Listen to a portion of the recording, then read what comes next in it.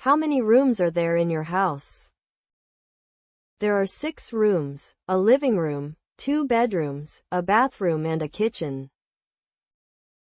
Which floor is your bedroom on? My bedroom is on the first floor of a 3-story house. Is it big or small? It's not very spacious, just enough to put necessary furniture in. What color is your bedroom painted?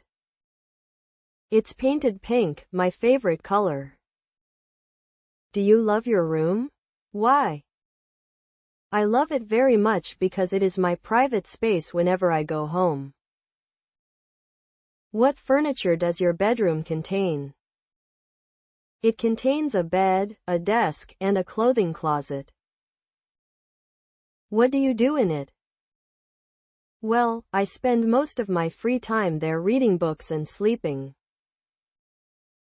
How much time do you spend in your room? About 10 hours a day, especially in the evening. Do you share your room with anyone else? No, everyone in my family has their own room, so I stay there alone.